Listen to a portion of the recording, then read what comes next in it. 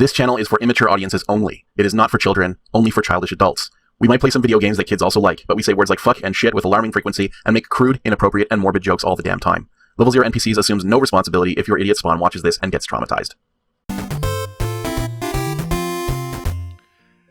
So speaking of URLs that you shouldn't go to, level0npcs.com lapsed not so long ago. I didn't pay the fee to renew the domain because I thought it was on an auto refresh.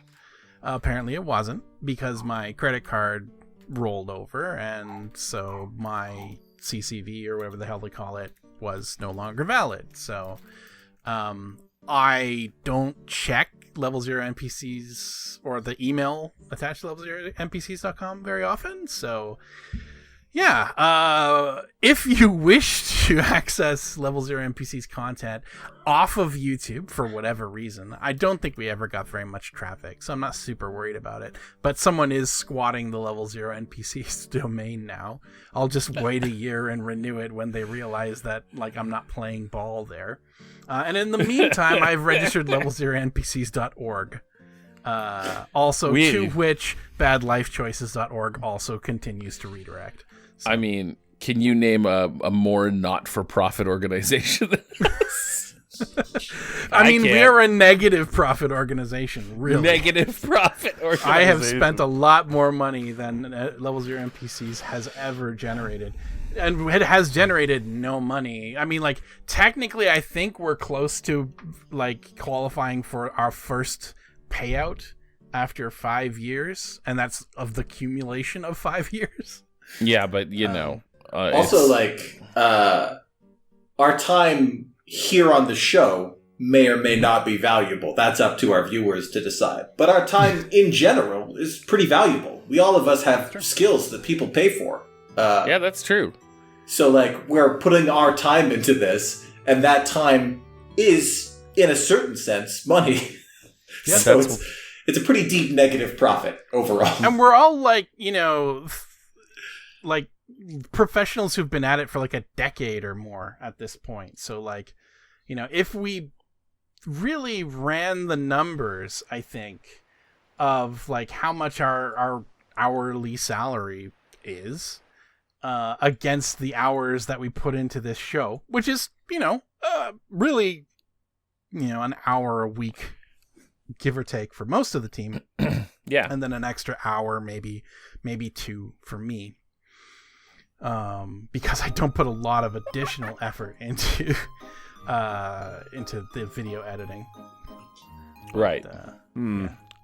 It's still, I mean, you know, it's when we're getting nickeled and dimed into potentially oblivion. Not that, I mean, like, I would have been making a whole lot of additional money. I'm salaried at this point, and I don't qualify for OT because I'm manager level. So, but anywho, let's say hello. You say hello, but there's only silence in return. Okay.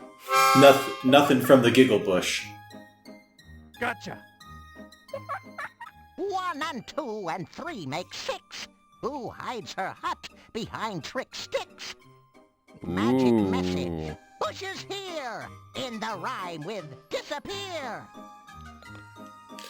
Okay. Does that bird live in his brain, or is that bird his brain? Baba Yaga in her chicken leg hut, you try?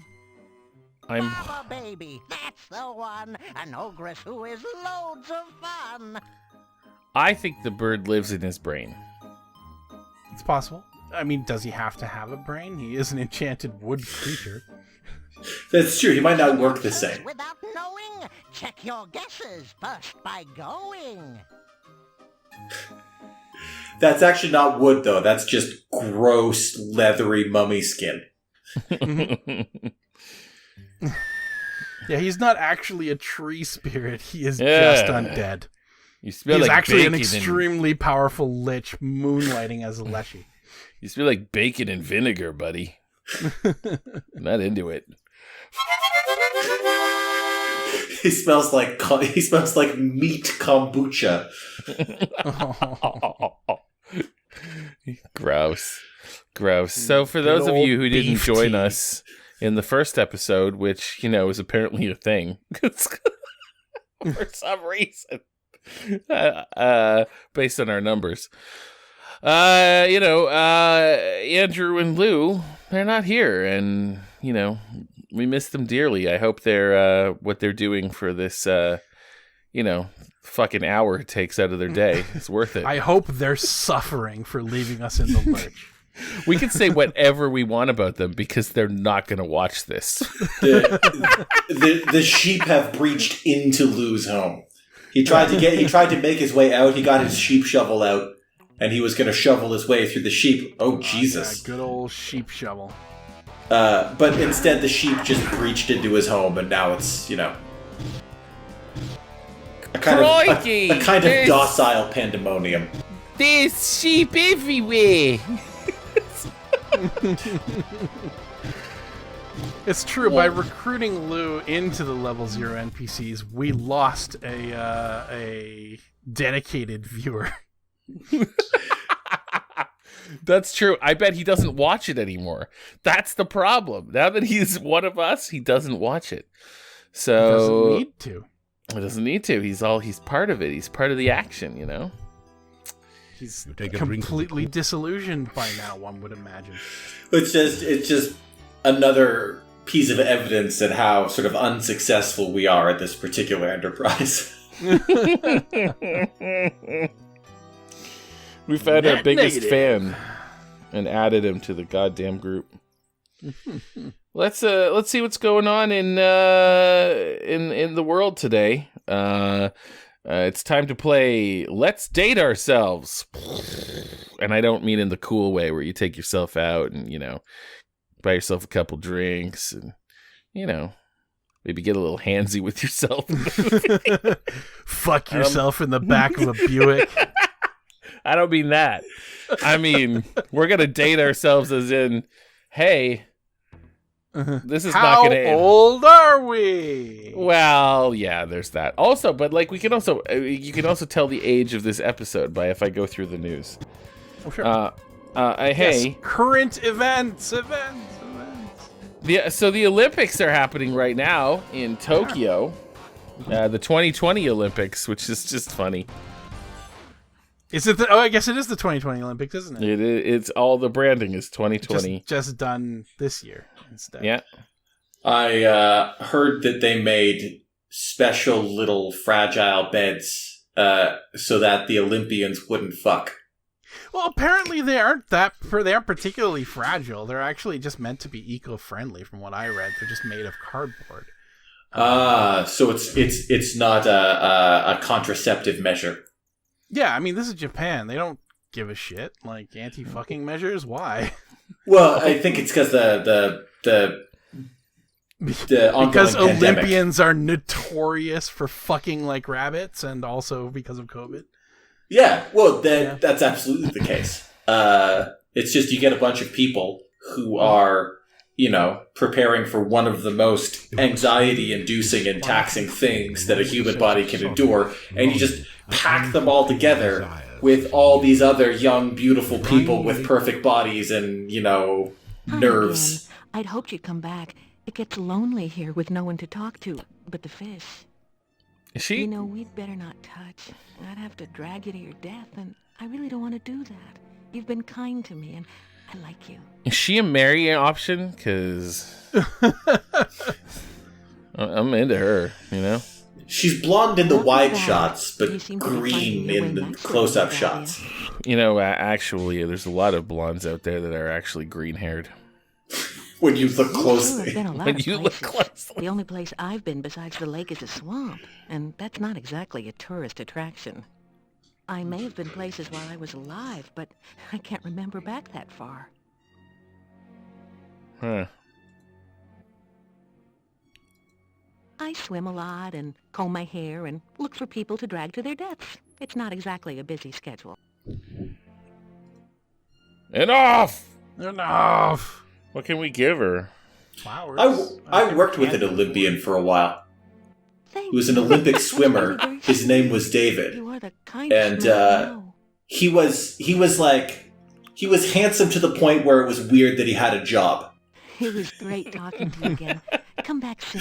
Why are you not on a cereal box? Well, he was relatively new to programming, but he was quite a good programmer. He was very smart and competent developer, and That's fair. easy to get along with. But after every conversation, it's like it's weird that you're trying to learn programming right now. Like, it's weird that you have a job that you're.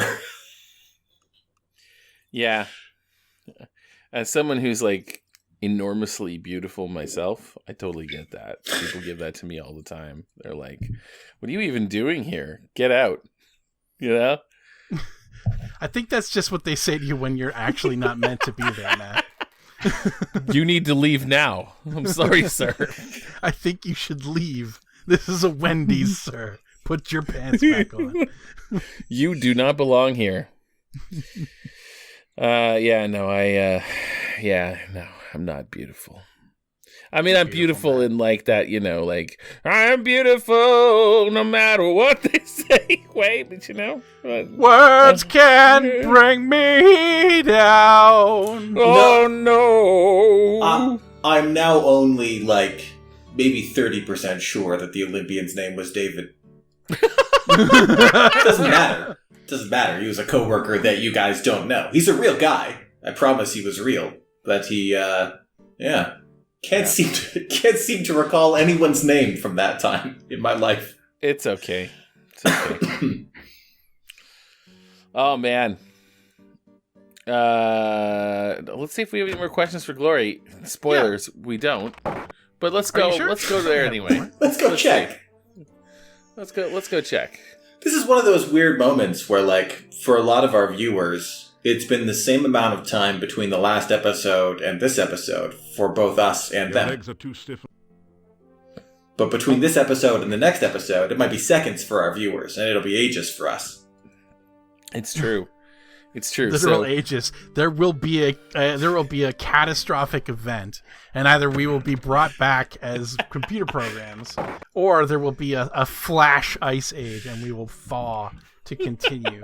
Ages. Yeah. It'll be an age of men between this episode and the next.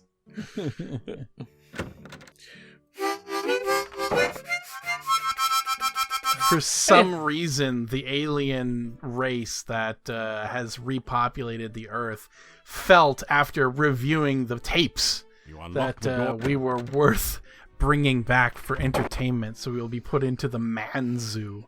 God, I hope so. I want to be in a man zoo. After some Wasn't that the name of one of the guys from the last Quest for Glory? Man zoo. Man zoo? Oh, hey. Sure, so yeah. why not? Let's go. I think with you're it. thinking of Manu the monkey. Oh, right. God damn it. See, I knew there was a character named Manzu. Oh, hey, also, so the Olympics are happening, and I just wanted to say I don't care about them at all, even a little. I don't care about Olympics.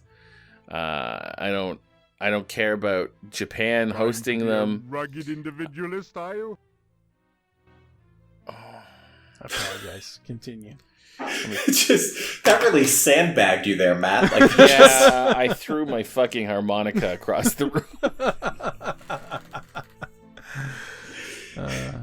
so It's you true. brought up the Olympics just to tell everyone how little you That care about the how Olympics. little I care. Well, we were doing the thing, and I wanted to share my opinion. And Well, I'm sure no, this- you care about it so little that you need to talk about it. yeah, I mean, I don't. It's not okay. So I don't care about the Olympics, but I don't hate the Olympics.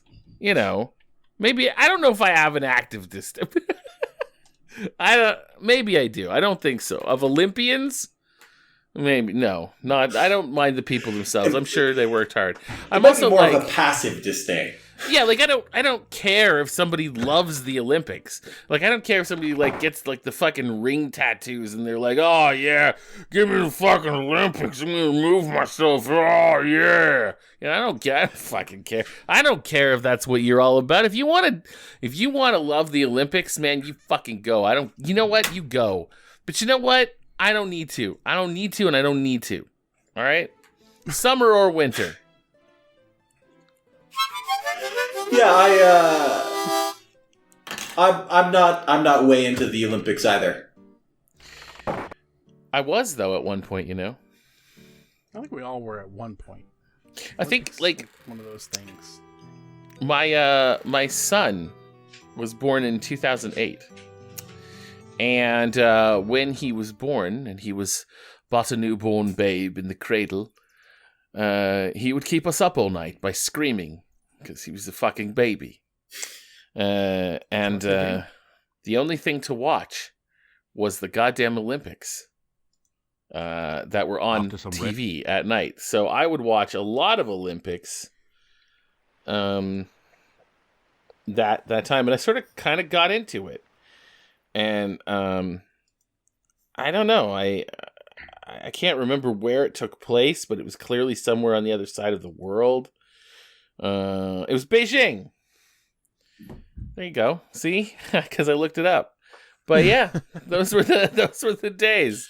Yeah, a couple You years had I the watched. year, and you had the Olympics. So Yeah, A couple years I got into watching the Olympics with my folks when I still lived at home. It was, kind of a fun thing to get invested in the various athletes. it's true, man. Boomers love the Olympics. Oh boy, it's a whole thing for them. You know, my parents were like, "Oh yeah, I gotta watch the Olympics." They love the Olympics. It's like they're Olympics. It's like they're There's something strange. The Olympics is like the Olympics for baby boomers.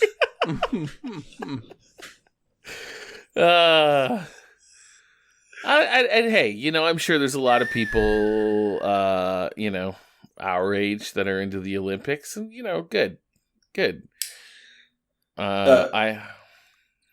more power to you. Yeah. Speaking of the lapse between this episode and the next, comprising an age of men, this is a slightly roundabout anecdote, but I'm a big fan of D&D and medieval weaponry, and one thing I watch a lot of clips of on YouTube is Forged in Fire, which is kind of hilarious because it's interesting to watch them make a weapon, but it's also teeming with just the douchiest pile of douchebags that you could ever hope to witness. And it's kind of true. These guys are like defined themselves by how much they know about blades. And it's like, it almost makes, I really enjoy watching it because it almost makes me not interested in the weapons anymore. But recently I've been watching it, and I thought it would be really hilarious if you had an episode of the show where it's just the usual gaggle of sort of deep south fuckwits making sort of dented knives in their garages, and one elf. After some rest.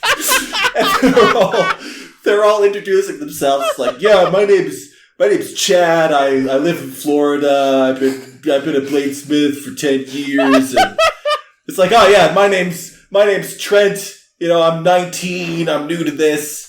But I rock and roll, I could do it.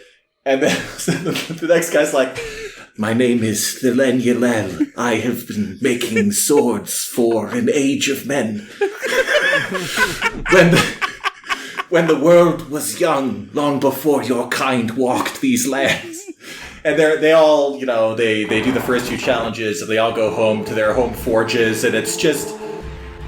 It's the same thing. Everyone tries and fails to make Damascus blades, and they're like the type of weapon that they're making is like they don't have a quenching vat big enough for it, or their forge isn't long enough. And then Thilenielel the elf goes back to his mountaintop keep, and like he quests deep into the caves to get mithril from the heart of the earth. And when they're doing the weapons test in the end, he gets disqualified because the sword just cuts through everything like butter, and 3 of the judges die.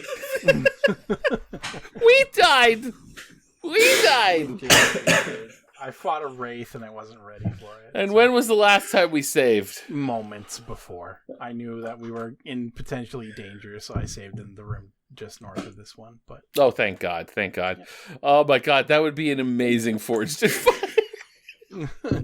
I'd watch it. It's just like they're all really struggling to use their normal tools and budget and stuff like that, but every time it cuts to Thelenuel, he's in, like, the middle of a quest. He's fighting a demon. He has, okay, I've been making swords for a while. I'm gonna need to enslave a genie and trap it in the sword, or the sword won't be sharp enough. And so he comes back with this sword that has a genie trapped inside of it. And it just turns all the targets into little piles of ash. But he gets, he kills a couple of the judges, but he gets disqualified. And, Trent wins.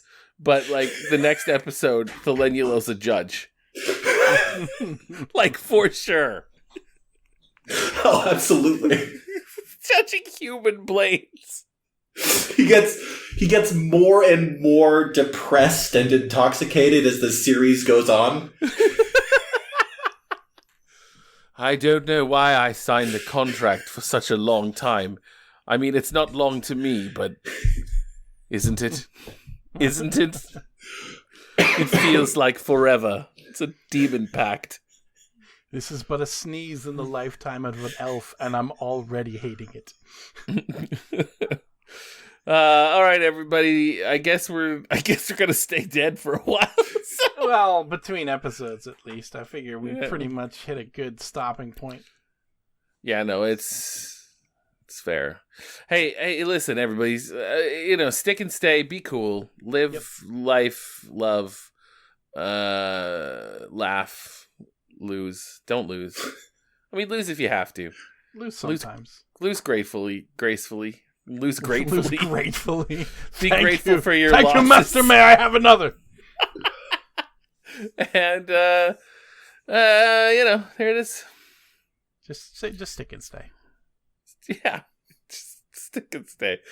Join us next week, and we'll at least Luke and I will be here, or maybe not, or nobody. It'll be Luke and I and somebody else, maybe Alex. Maybe we'll all be here next episode, but none of you will be because an age of men will have passed.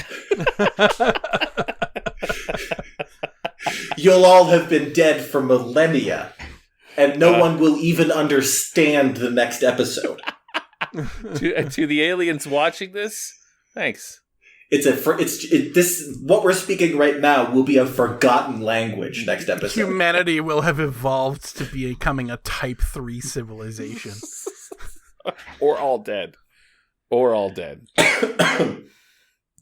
Either way, the humans that are around now will not resemble anything that it's going to be for the next episode. And Thelenuel will still be disappointed by their their smithing skills. This is the worst job I've ever had. Perhaps you should choose a craft better suited to the brevity of human life. Have you ever considered plasticine?